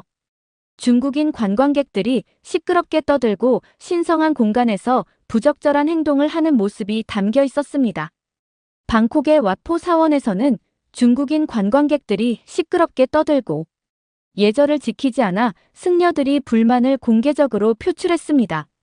일부 사원에서는 중국어로 된 특별행동 지침까지 게시했죠. 다음 영상은 태국의 유명한 해변에서 촬영된 것이었어요. 수백 명의 중국인 단체 관광객들이 해변을 가득 메우고 쓰레기를 무단으로 버리는 모습이 보였습니다. 푸켓과 파타야 같은 유명한 해변에서는 중국인 단체 관광객들이 몰려와 환경을 오염시키고 지역 상인들과 충돌하는 사건이 잇따랐어요. 일부 지역에서는 현지인과 중국 관광객 사이에 물리적 충돌까지 발생했습니다. 마지막으로 교수님은 태국 현지인들과의 인터뷰 영상을 보여주셨어요. 영상 속 태국 상인은 이렇게 말했습니다. 한국 관광객이 많았을 때는 이런 일이 없었어요. 그들은 예의 바르고 우리 문화를 존중했죠. 이 상황이 계속된다면 우리 관광업은 망할 겁니다. 저는 이 말을 듣고 아이러니하다는 생각이 들었어요. 불과 얼마 전까지 한국인들을 적대시하던 태국 사회가 이제는 그들을 그리워하고 있었으니까요. 이런 상황에서 태국 정부는 어떤 입장을 취하고 있나요? 제가 질문했어요. 좋은 질문입니다. 패통탄 총리는 여전히 중국과의 관계 강화를 우선시하고 있어요. 중국은 태국의 미래를 위한 중요한 파트너라는 입장을 고수하면서 현지인들의 불만을 무시하는 모습을 보이고 있죠. 교수님의 말씀을 들으며 국제관계에서 경제적 이득과 국민 정서 사이의 균형을 맞추는 것이 얼마나 어려운지 실감했어요. 이것이 바로 국제정치의 현실이구나 싶었죠. 강의가 끝나고 어느덧 다음 강의 시간이 다가왔어요. 캠퍼스로 향하는 길에 스마트폰으로 뉴스를 확인하던 중 태국 관련 긴급 속보가 눈에 들어왔습니다. 태국 정부 테러 위협으로 보안 경보 발령. 강의실에 도착했을 때 이미 많은 학생들이 그 뉴스에 대해 이야기하고 있었어요. 프레이저 교수님은 평소보다 더 진지한 표정으로 강의실에 들어오셨습니다. 여러분, 오늘은 계획했던 대로 태국의 테러 위협 상황에 대해 이야기해 보려고 합니다. 특히나 오늘 아침 태국 정부가 보안 경보를 발령했다는 소식이 들어왔죠. 교수님은 빔 프로젝터로 최신 뉴스 기사를 보여주셨어요. 2025년 3월 태국 정부는 위구르족 강제 송환 결정 이후 발생할 수 있는 보복성 테러를 우려하며 국가보안 경보를 발령했습니다. 지난달 태국은 위구르족 40여 명을 중국으로 송환했는데 이 결정은 국제사회로부터 강한 비판을 받았어요. 저는 태국 정부의 위험한 결정에 대해 메모하며 고개를 저었어요. 왜 그들은 과거의 실수를 반복하는 걸까요? 이런 상황이 특히 우려되는 이유는 2015년 방콕 테러 사건 때문입니다. 당시 태국 정부가 위구르족 10명을 중국으로 송환한 뒤 위구르족 남성들이 벌인 보복 테러로 외국인 20명이 사망했어요. 교수님은 2015년 방콕 폭탄 테러 당시의 사진들을 보여주셨습니다. 에라완 사원 근처에서 발생한 폭발로 많은 관광객들이 희생된 충격적인 장면이었어요. 강의실 전체가 숙연해졌습니다. 당시 폭탄 테러는 위구르족 송환에 대한 보복으로 밝혀졌습니다. 그러나 태국 정부는 10년이 지난 지금 같은 실수를 반복하고 있는 것 같네요. 소피아가 손을 들고 질문했어요. 교수님, 태국 정부가 과거의 테러 경험에도 불구하고 또다시 위구르족을 송환한 이유는 무엇인가요? 교수님은 깊이 생각하시더니 대답하셨습니다. 좋은 질문입니다. 가장 큰 이유는 중국과의 관계입니다. 앞서 배웠듯이 태국은 최근 중국과의 경제적 관계를 강화하고 있어요. 중국 정부는 위구르족을 분리주의자로 간주하며 그들의 송환을 강력히 요구했고 태국은 중국과의 관계를 위해 이 요구를 받아들인 것으로 보입니다. 저는 손을 들고 물었어요. 그렇다면 현재 태국 정부는 이 테러 위협에 어떻게 대응하고 있나요? 태국 정부는 위구르족 추방과 관련된 보복 테러를 우려해 주요 관광지와 공공장소에 대한 경계와 감시를 대폭 강화했습니다. 방콕의 주요 쇼핑몰, 사원, 관광지에는 군인과 경찰이 배치되었고 공항과 기차역에서는 특별 보안 검색이 실시되고 있어요. 교수님은 태국 방콕 시내의 현재 모습을 보여주는 영상을 틀어주셨어요. 평화로웠던 거리가 군인들로 가득 찬 모습이 보였습니다. 관광객들은 긴장한 표정으로 보안 검색대를 통과하고 있었죠. 특히 주목할 만한 것은 다른 국가들의 반응입니다. 일본 대사관은 자국민들에게 태국 여행 시 신변 안전에 유의할 것을 당부했고 한국 대사관과 한인회도 한인들의 안전을 위해 다중이용시설 방문 시 주의를 당부했어요. 마커스가 손을 들고 말했어요. 이런 상황이면 태국 관광업은 더 큰 타격을 입겠네요. 한국 관광객이 줄어든 데다 이제 테러 위협까지. 정확한 지적입니다. 이미 경제적 어려움을 겪고 있는 태국 관광업에 이번 테러 위협은 치명적인 타격이 될 수 있습니다. 실제로 태국 관광청에 따르면 이번 보안 경보 발령 이후 예약 취소율이 35%나 증가했다고 해요. 화면에는 태국 푸켓의 텅 빈 해변과 허탕치고 있는 상인들의 모습이 보였습니다. 그들의 표정에서 절망감이 느껴졌어요. 국제사회와 외교 전문가들은 태국 정부의 과거 결정을 강하게 비판하고 있습니다. 위구르족 인권을 고려하지 않은 것은 물론이고 자국민과 관광객들의 안전까지 위험에 빠뜨렸다는 거죠. 유엔은 태국 정부의 향후 유사한 상황에서는 인권을 우선시할 것을 촉구했습니다. 제이슨이 질문했어요. 테러 위협에 대한 태국 국민들의 반응은 어떤가요? 태국 국민들은 분노와 두려움이 뒤섞인 반응을 보이고 있습니다. 태국 소셜미디어에서는 정부의 결정을 비난하는 해시태그가 트렌드를 이루고 있고 일부 시민들은 거리에서 항해 시위를 벌이기도 했어요. 교수님은 방콕 시내에서 벌어진 시위 영상을 보여주셨습니다. 국민의 안전을 팔아먹은 정부라는 플래카드를 든 시민들이 보였어요. 태국 정부는 이러한 비판과 위협에 대응해 경찰과 군을 동원하여 주요 지역에 대한 경비를 더욱 강화했습니다. 방콕 시내에만 5,000명 이상의 특수부대원이 배치되었고 주요 관광지와 대사관 주변에는 검문소가 설치되었어요. 저는 교수님의 설명을 들으며 노트북에 메모를 계속했어요. 국제관계에서 한 가지 결정이 얼마나 복잡한 파급 효과를 가져올 수 있는지 다시 한번 실감했습니다. 그렇다면 현재 상황에서 태국 정부가 취할 수 있는 가장 좋은 대응책은 무엇일까요? 그것이 바로 오늘 우리가 토론해 볼 주제입니다. 여러분은 어떻게 생각하나요? 태국 정부가 이 위기 상황을 어떻게 대처해야 할까요? 강의실에서는 다양한 의견이 오갔어요. 국제사회의 도움을 요청해야 한다는 의견, 위구르족 강제 송환 결정을 재고해야 한다는 의견, 보안 강화에 집중해야 한다는 의견 등 여러 시각이 제시되었습니다. 교수님은 토론이 어느 정도 진행된 후 새로운 영상을 보여주셨어요. 태국 방콕 시내에서 벌어진 대규모 시위 현장이었습니다. 이 영상은 어제 방콕에서 촬영된 것입니다. 테러 위협과 중국 관광객 문제로 태국 국민들의 분노가 폭발했어요. 화면 속에는 수천 명의 태국인들이 패통탄 퇴진이라고 적힌 플래카드를 들고 시위하는 모습이 보였습니다. 태국 국민들의 분노는 날이 갈수록 커지고 있습니다.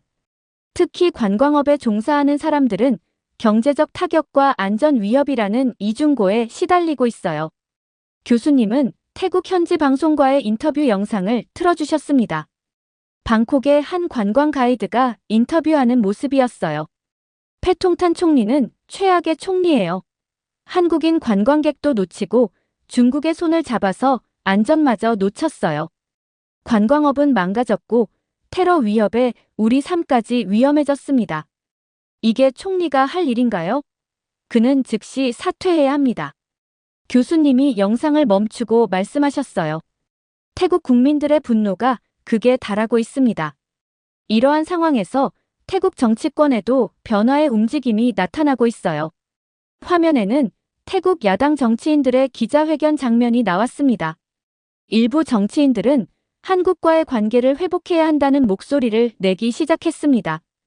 태국 야당 대표는 한국과의 협력이 태국 경제에 더 도움이 된다. 패통탄 총리는 중국에 대한 의존도를 줄여야 한다고 주장했어요. 마커스가 손을 들고 질문했습니다. 태국 정부는 이런 비판에 어떻게 대응하고 있나요? 좋은 질문입니다. 패통탄 친나와 총리는 여전히 중국과의 관계를 유지하려고 하고 있어요. 어제 기자회견에서 그는 태국의 미래를 위해 중국과의 협력은 필수적이다라는 입장을 고수했습니다. 하지만 국민들의 반발은 점점 커져만 가고 있습니다. 최근 여론조사에 따르면 패통탄 총리의 지지율은 20% 아래로 떨어졌고 78%의 응답자가 한국과의 관계 개선이 필요하다고 답했어요. 태국은 지금 중요한 갈림길에 서 있습니다. 한편으로는 한국과의 관계를 회복하고 안정적인 관광 산업을 되찾는 길이 있고 다른 한편으로는 중국과의 협력을 유지하며 국민들의 불만을 감수하는 길이 있어요. 교수님의 말씀에 강의실은 조용해졌습니다. 국민들의 분노가 커지고 세계 언론이 태국 정부를 비판하는 가운데 패통탄 친나와 총리는 어떤 결정을 내릴 것인가? 태국의 미래는 여전히 불확실합니다. 태국은 선택의 기로에 서 있었고 그 선택이 가져올 결과는 태국뿐만 아니라 한국, 중국, 그리고 위구르족의 운명에도 영향을 미칠 것이었어요. 패통탄 총리가 국민들의 목소리를 들을지 아니면 중국과의 관계를 우선시할지 태국의 미래는 여전히 불확실했습니다. 이렇게 태국 정부의 내로남불 정책에 관한 사연 어떻게 들으셨나요? 국민의 안전을 먼저 생각하지 않고 중국을 먼저 생각하는 총리를 보니 화가 났습니다. 또 테러의 위험이 있는 태국에 한국인들이 가지 않았으면 좋겠다는 생각을 했습니다. 여러분들의 의견은 어떠신가요? 다양한 의견을 댓글을 통해 공유해주세요. 긴 영상 시청해주셔서 감사드리고 구독과 좋아요 부탁드립니다. 태국 총리가 현재 국왕을 향해 무릎을 꿇고 있습니다. 이러한 퍼포먼스는 국민들을 더욱 더 화나게 만들고 태국 국민들이 원하는 한국과의 관계는 신경 쓰지 않고 총리의 행동에 태국 전역이 난리가 난 상태입니다. 도대체 태국에서는 어떤 일이 있었던 걸까요? 방콕 공항에 도착하자마자 습한 더위가 저를 반겼어요. 저는 에바라이트, 월드 인사이트 매거진의 특파원이죠. 태국의 정치적 불안정에 관한 심층 보도를 위해 방콕에 왔습니다. 공항에서 나와 택시를 타고 촐라롱콘 대학교로 향했어요. 제 오랜 동료이자 친구인 마이클 앤더슨 교수를 만나기 위해서였죠. 마이클은 미국 출신이지만 10년 넘게 태국에서 정치학을 가르치며 이곳의 정치 상황을 누구보다 잘 알고 있는 사람이에요. 에바, 잘 왔어요. 방콕은 처음이죠? 마이클이 대학 캠퍼스 입구에서 저를 반갑게 맞이했어요. 저는 이마에 땀을 닦으며 대답했습니다. 네, 처음이에요. 생각보다 더 덥네요. 그의 연구실로 들어가자 에어컨의 시원함이 반가웠어요. 벽면에는 태국 왕실과 정치인들의 사진들, 그리고 수많은 신문 스크랩이 붙어 있었죠. 태국의 현 상황이 심각해요. 패통탄 친나와 총리가 친중 정책을 강화하면서 한국과의 관계가 급격히 악화되고 있거든요. 저는 노트북을 꺼내며 물었어요. 어떤 식으로 악화되고 있는 거죠? 한국 기업들이 태국에서 철수하기 시작했어요. 삼성, 현대, LG 같은 대기업들이 떠나고 중국 기업들이 그 자리를 꿰차려고 하죠. 사실 이 모든 갈등의 시작은 한국 내 태국 불법 체류자 문제였어요. 마이클은 커피를 한 모금 마시고 설명을 이어갔어요. 약 2년 전부터 한국으로 떠나는 태국인들이 급증했는데 많은 이들이 관광비자로 입국한 뒤 불법 체류하며 일하기 시작했어요. 한국 정부가 이 문제를 심각하게 여겨 태국인 입국 심사를 대폭 강화했죠. 공항에서 태국 여행객들이 과도한 신문을 받고 입국이 거부되는 사례가 늘어났어요. 그래서 태국 정부가 반한 감정을 갖게 된 거군요. 저는 궁금했어요. 맞아요. 패통탄 총리는 이 문제를 자국민 모욕으로 받아들였고 중국이 이 틈을 놓치지 않고 접근했죠. 우리는 태국인을 차별하지 않는다며 경제적 지원을 약속했고요. 패통탄은 이에 화답하듯 한류 콘텐츠까지 차단하면서 태국 청년들의 불만이 폭발 직전이에요. 마이클은 노트북을 켜서 최근 방콕 시내에서 있었던 시위 사진들을 보여주었어요. 젊은 학생들이 한글로 쓰인 피켓을 들고 있는 모습이 눈에 띄었죠. 국민들은 경제 불안과 국제적 고립을 우려하고 있어요. 특히 한국 관광객 수가 급감하면서 관광업에 종사하는 사람들의 불만이 커지고 있죠. 창밖으로는 캠퍼스를 걷는 학생들이 보였어요. 그들 중 몇몇은 한국 아이돌 그룹의 티셔츠를 입고 있었습니다. 내일은 왕실 근처에서 취재해볼까 해요. 왕실이 이 상황을 어떻게 바라보고 있는지 알아보는 게 중요할 것 같아요. 저는 고개를 끄덕였습니다. 좋은 생각이네요. 태국에서 왕실의 영향력이 여전히 크다고 들었어요. 그날 밤 호텔 창문 너머로 방콕의 야경을 바라보며 생각했어요. 이 도시 아래에서 정치적 격변이 서서히 일어나고 있었죠. 그리고 저는 그 중심부로 들어가려 하고 있었습니다. 다음 날 아침, 마이클과 함께 왕궁 근처의 카페에 앉았어요. 이곳은 정부 관계자들이 자주 찾는 곳이라고 했죠. 저기 보이는 분이 왕실 자문관 중 한 명이에요. 제 학생이었던 촌부리의 동생이죠. 마이클이 창가에 앉은 정장 차림의 남성을 가리키며 말했어요. 마이클의 소개로 그와 대화할 기회를 얻었습니다. 그는 처음에는 경계했지만 미국 언론인이라는 것을 알고 조금씩 입을 열기 시작했죠. 왕실은 한국과의 관계 악화를 심각하게 여기고 있어요. 국가적 망신이라고 생각하시죠? 그는 목소리를 낮추며 말했어요. 라마 10세께서는 총리에게 직접 해결하라고 압박하고 계세요. 군부는 어떤 입장인가요? 제가 조심스럽게 물었죠. 그는 주변을 살피더니 더 작은 목소리로 대답했어요. 군부 내에서도 의견이 갈리고 있어요. 일부는 이 사태가 국가 안보를 위협한다며 개입을 주장하고 있죠. 마이클이 끼어들었어요. 태국에서 군부의 개입은 쿠데타를 의미할 수도 있어요. 2014년에도 그랬죠. 카페를 나온 후 우리는 왕궁 주변을 걸으며 대화를 이어나갔습니다. 패통탄 총리의 입지가 점점 좁아지고 있어요. 왕실과 군부를 모두 만족시키면서도 중국과의 관계를 유지해야 하니까요. 마이클이 설명했죠. 그날 오후 저는 태국 국회의사당 근처에서 취재를 하고 있었어요. 그때 갑자기 기자들이 어디론가 뛰어가는 모습이 보였죠. 무슨 일이에요? 저는 주변의 태국 기자에게 물었어요. 총리가 특별 성명을 발표한대요. 빨리 가요. 우리는 서둘러 총리 관저로 향했습니다. 그곳에는 이미 수많은 기자들이 모여 있었어요. 얼마 후 패통탄 총리가 나타났죠. 그의 표정은 무겁고 침통했습니다. 총리가 뭔가 큰 결정을 내린 것 같아요. 마이클이 속삭였어요. 패통탄 총리는 카메라를 향해 몸을 숙이더니 말했습니다. 내일 오전 왕실 앞에서 공식 사죄하겠습니다. 한국과의 관계 악화에 대한 책임을 지고 바로잡겠습니다. 기자들 사이에서 술렁임이 일어났어요. 저는 서둘러 이 소식을 본사에 전했습니다. 태국 총리의 공개 사죄라니 세계적인 뉴스가 될 것이 분명했죠. 호텔로 돌아오는 길에 마이클이 말했어요.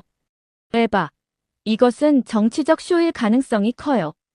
패통탄은 왕실과 군부의 압박을 피하기 위한 연극을 하는 거죠. 그럴까요?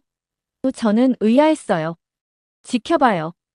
태국 정치는 겉으로 보이는 것만으로 판단하면 안 돼요. 그날 밤, 저는 창문 밖으로 보이는 방콕의 불빛들을 바라보며 내일 있을 사건에 대해 생각했습니다. 총리의 공개 사죄가 진심일까요? 아니면 정치적 연극일까요? 저는 그 답을 찾기 위해 여기에 왔죠. 다음 날 아침, 왕궁 앞은 수많은 사람들로 붐볐어요. 기자들뿐만 아니라 일반 시민들도 총리의 공개 사죄를 보기 위해 모여들었죠. 이런 광경은 태국 역사에서도 드문 일이에요. 마이클이 카메라를 준비하며 말했어요. 오전 10시, 패통탄 친나와 총리가 나타났습니다. 그의 표정은 엄숙했고 주변에는 경호원들이 빽빽하게 둘러싸고 있었어요.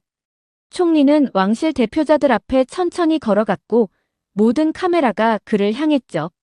그리고 예상대로 그는 무릎을 꿇었어요. 국가와 왕실, 그리고 태국 국민 여러분께 깊이 사죄드립니다.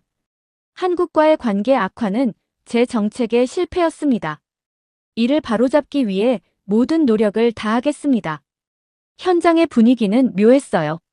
일부 시민들은 환호했지만 다른 이들은 의심스러운 표정을 짓고 있었죠. 봐요. 국민들 반응이 갈리고 있어요. 행사가 끝난 후 저는 현장에 있던 시민들을 인터뷰했어요. 저는 총리가 진심으로 사죄한다고 생각해요.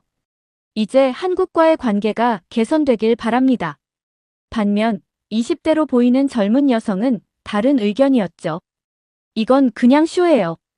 진짜 변화가 있을지는 지켜봐야죠. 오후에는 태국 주요 언론들이 총리의 사죄 장면을 헤드라인으로 다뤘어요. SNS에서도 관련 이미지와 영상이 빠르게 퍼져나갔죠. 이제 어떻게 될까요? 저는 마이클에게 물었어요. 이건 시작에 불과해요. 진짜 테스트는 이제부터죠. 총리가 실제로 한국과의 관계를 개선하기 위한 조치를 취할지 아니면 그냥 보여주기식 행동으로 끝날지. 그날 저녁 우리는 방콕 시내의 한 태국 식당에서 식사를 했어요. TV에서는 계속해서 총리의 사죄 장면이 반복해서 나오고 있었죠. 왜 봐. 나는 패통탄이 진심이 아니라고 확신해요. 그는 여전히 중국과의 관계를 최우선으로 생각하고 있을 거예요. 그럼 왜 이런 공개 사죄까지 한 걸까요? 정치적 생존이죠. 왕실과 군부의 압박을 피하기 위한 전략이에요. 겉으로는 한국과의 관계 개선을 약속하지만 실제로는 중국과의 유착을 계속할 거예요. 식당을 나오는 길에 젊은 학생들이 모여 있는 것이 보였어요. 그들은 휴대폰으로 뉴스를 보며 열띤 토론을 하고 있었죠. 저 학생들에게 물어볼까요? 제가 제안했어요.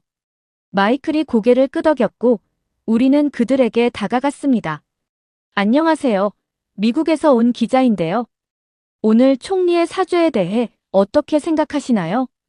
그중 한 학생이 영어로 대답했어요. 우리는 반신반의해요. 총리가 진짜 한국과의 관계를 개선할지 아니면 그냥 말뿐인지 지켜볼 거예요. 우리 세대는 한국 문화를 많이 좋아하거든요.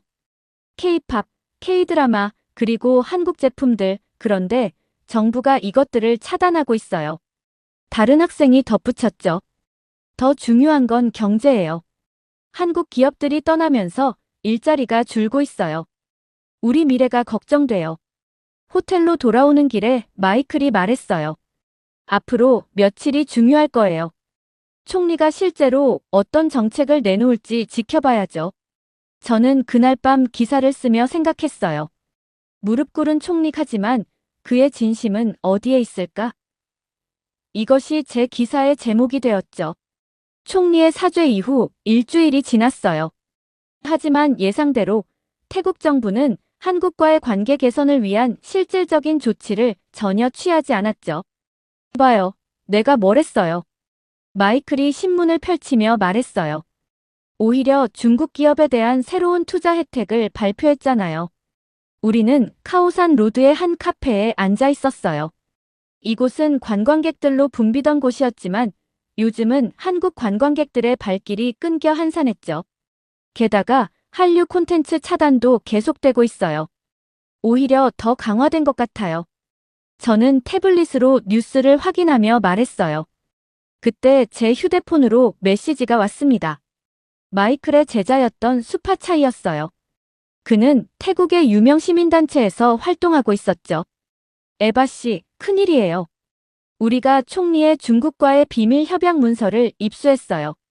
사죄 전날 체결된 것이에요. 지금 시민들에게 공개했죠. 저는 놀라서 마이클에게 메시지를 보여주었어요. 이거 폭탄급 뉴스네요. 마이클의 표정이 심각해졌어요. 어서 수파차이를 만나러 가요. 우리는 서둘러 시민단체 사무실로 향했어요. 그곳에 도착했을 때 이미 많은 기자들이 모여 있었죠. 수파차이는 우리를 보자 반갑게 맞이했어요. 마이클 교수님, 에바 씨, 이리 오세요. 여기 문서들이에요. 그가 보여준 문서에는 충격적인 내용이 담겨 있었어요. 패통탄 총리는 사죄하기 바로 전날 중국과 새로운 군사경제 협력 협약을 체결했던 거예요. 한국과의 관계 회복은 애초에 계획에 없었던 거죠. 이걸 어떻게 입수한 거예요? 제가 물었어요. 정부 내부 제보자예요. 더 이상 총리의 거짓말을 볼 수 없다고 했죠. 마침 그때 밖에서 소리가 들렸어요. 우리가 창밖을 내다보니 수백 명의 시민들이 모여들고 있었습니다. 뭐가 일어나고 있는 거죠? 저는 놀라서 물었어요. SNS로 뉴스가 퍼졌어요. 사람들이 자발적으로 모이고 있어요. 수파차이가 설명했죠. 우리는 밖으로 나갔어요. 시민들은 가짜 사죄, 진짜 개혁, 그 같은 구호를 외치고 있었고 많은 이들이 한글로 쓰인 피켓을 들고 있었죠. 한국인들은 아닌데 왜 한글 피켓이에요? 저는 궁금했어요. 마이클이 설명했죠. 한국에 대한 연대감을 표현하는 거예요. 청년들이 한국 문화에 얼마나 애착을 갖고 있는지 보여주는 거죠. 시위는 순식간에 확산되었어요. SNS에는 해시태그가 짜사죄, 해시태그 우리는 바보가 아니다 같은 해시태그가 트렌딩 되었고 대학생들은 촛불 시위를 조직하기 시작했죠. 이건 생각보다 더 큰 사태가 될 것 같아요. 마이클이 걱정스럽게 말했어요. 그날 저녁 방콕 시내 곳곳에서 시위가 벌어졌어요. 특히 경제계 인사들도 시위에 동참하기 시작했는데 이는 매우 이례적인 일이었죠. 태국 재벌들까지 나섰다는 건 상황이 정말 심각하다는 거예요. 한국 기업들의 철수로 태국 경제가 타격을 입고 있거든요. 호텔로 돌아와 TV를 켰는데 시위 소식을 전하고 있었어요. 정부 대변인은 무책임한 가짜뉴스라며 문서의 진위를 부정했지만 이미 국민들의 신뢰는 무너진 상태였죠. 군부는 어떤 반응이에요? 저는 마이클에게 물었어요. 아직 침묵하고 있어요. 하지만 이건 좋지 않은 신호예요. 군부 내에서도 의견이 갈리고 있다는 뜻이거든요. 창밖으로는 시위대의 함성이 들려왔어요. 저는 호텔 발코니에서 거리를 가득 메운 사람들을 바라보았죠. 그들의 얼굴에는 분노와 함께 희망도 보였어요. 이제 태국은 어디로 가게 될까요? 저는 중얼거렸습니다. 시위가 시작된 지 3일째, 상황은 더욱 심각해졌어요. 방콕 전역에서 대규모 시위가 계속되었고 지방 도시로도 확산되기 시작했죠. 군부가 움직이기 시작했어요. 마이클이 아침 일찍 제 호텔 방을 찾아와 말했어요. 어젯밤 고위 장성들이 비밀 회의를 했대요. 쿠데타 가능성이 있나요? 저는 긴장된 목소리로 물었죠. 친왕 실파는 총리 퇴진을 원하지만 친중파는 패통탄을 지지하고 있어요. 우리는 서둘러 시내로 나갔어요. 거리는 전날보다 더 많은 시위대로 가득했고 경찰과의 충돌도 시작되고 있었죠. 상황이 위험해지고 있어요. 조심해야 해요. 마이클이 저를 보호하듯 말했어요. 그때 수파차이에게서 다시 연락이 왔어요. 대학가로 오세요. 중요한 소식이 있어요. 촐라롱콘 대학교에 도착하자 캠퍼스 전체가 시위대로 가득했어요. 학생들은 태국 국기와 함께 한국 국기도 들고 있었죠. 수파차이는 우리를 학생회관으로 안내했어요. 방금 군부 내부에서 소식이 왔어요.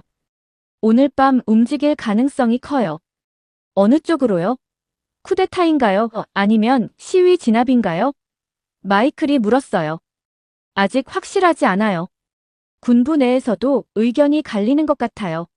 하지만 중국 대사관에서 패통탄 총리와 비밀리에 접촉했다는 정보도 있어요. 저는 궁금증이 커졌어요. 왜 패통탄 총리는 이렇게까지 중국과의 관계를 고집하는 걸까요? 국민들의 반발이 이렇게 심한데도요. 수파차이가 서류 몇 장을 꺼냈어요. 이건 총리 측근이 유출한 경제 보고서예요. 중국이 태국에 약속한 투자 규모가 어마어마해요. 향후 5년간 300억 달러에 달하는 인프라 투자와 차관을 약속했죠. 마이클은 고개를 절레절레 흔들었어요. 문제는 이게 독이 든 사과라는 거예요. 스리랑카, 파키스탄, 몬테네그로 중국의 1대1로 투자를 받은 나라들이 어떻게 됐는지 봐요. 결국 채무의 덫에 빠져 주권을 잃었죠. 패통탄 총리도 그걸 모를 리 없잖아요. 제가 물었어요. 개인적 이익이 걸려있을 가능성이 커요. 수파차이가 작은 목소리로 말했어요. 중국 투자의 상당 부분이 총리 가족이 소유한 기업들과 연결되어 있다는 소문이 있어요. 마이클이 태블릿을 꺼내 뭔가를 보여주었어요. 이건 태국 국가반부패위원회 NACC의 공식 자료예요. 패통탄 총리의 재산 신고 내역이죠. 저는 화면을 들여다보며 놀라움을 감추지 못했어요. 이게 다 사실인가요? 네, 공식 신고 자료예요. 패통탄 총리는 138억 4천만 밭, 약 5,900억 원에 달하는 재산을 신고했어요. 남편까지 합하면 6천억이 넘죠. 수파차이가 고개를 끄덕였어요. 그게 다가 아니에요. 패통탄은 태국 역대 최연소 총리로 올해 38세에 불과해요.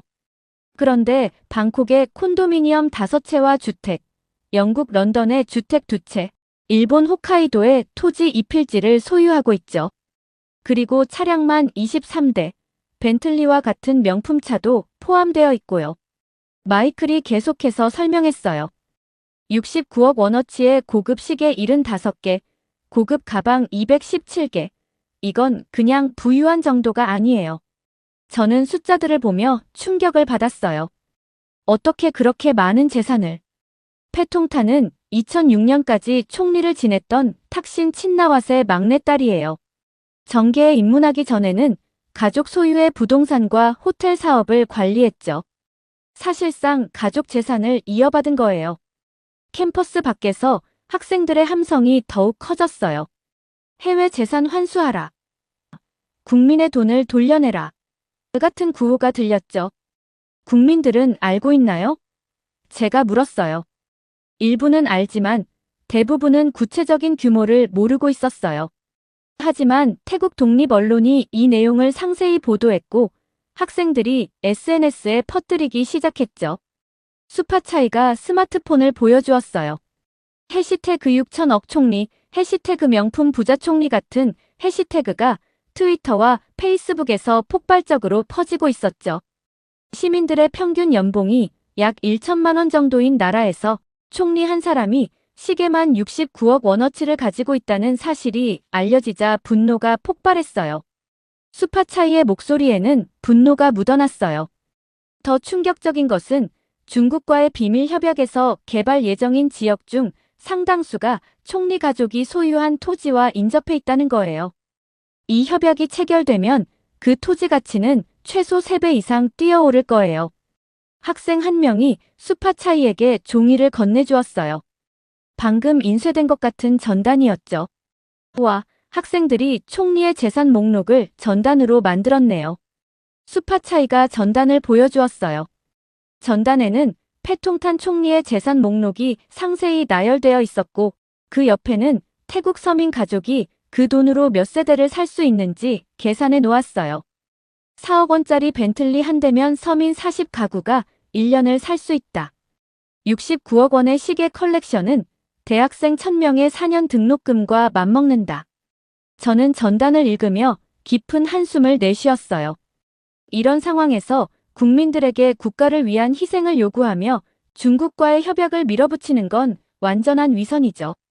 특히 그 협약으로 가장 큰 이익을 보는 사람이 바로 총리 자신과 그 가족이라는 게 밝혀진 상황에서요. 사실 제가 어제 촐라롱콘 대학의 경제학과 앙그리트 교수를 만났어요. 마이클이 말했어요. 그분은 태국경제연구소 소장이기도 하죠. 그가 하신 말씀이 충격적이었어요. 마이클은 녹음기를 꺼내 재생했어요. 앙그리트 교수의 차분한 목소리가 흘러나왔죠.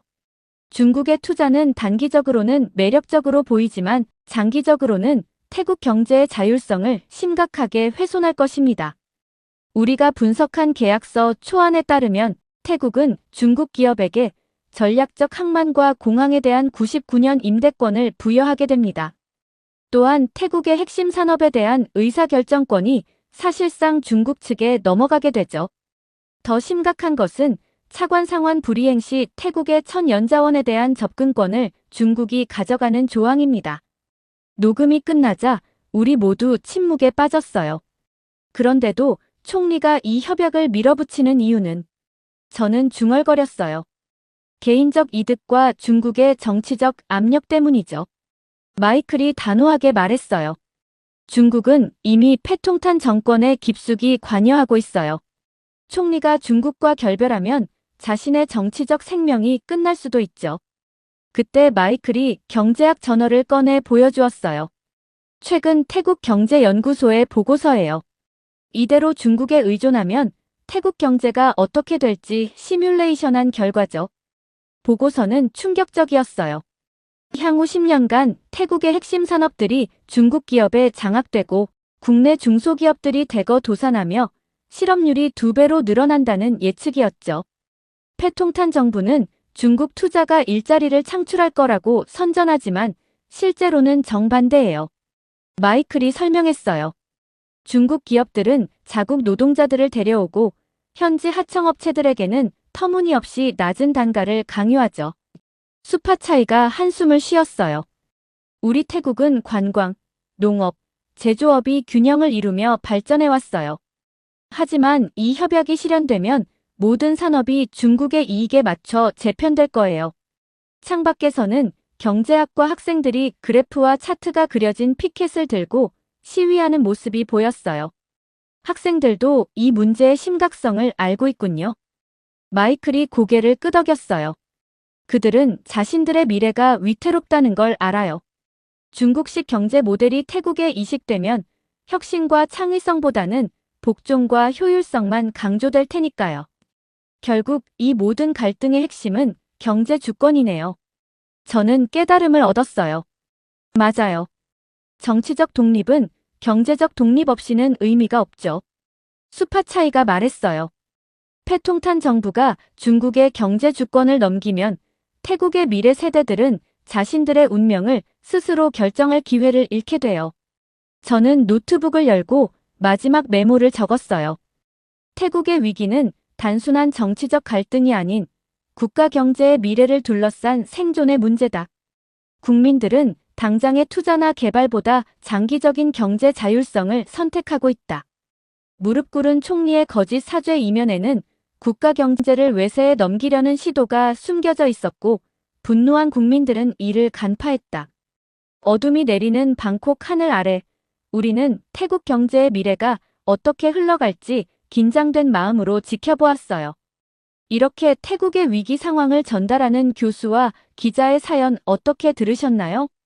나라의 총리가 잘못된 행동으로 생기는 일들 때문에 나라가 심각한 상황에 빠진 것에 충격을 받게 되었고 자신의 이득을 얻기 위해 중국을 선택한 총리를 보니 소름이 끼쳤습니다.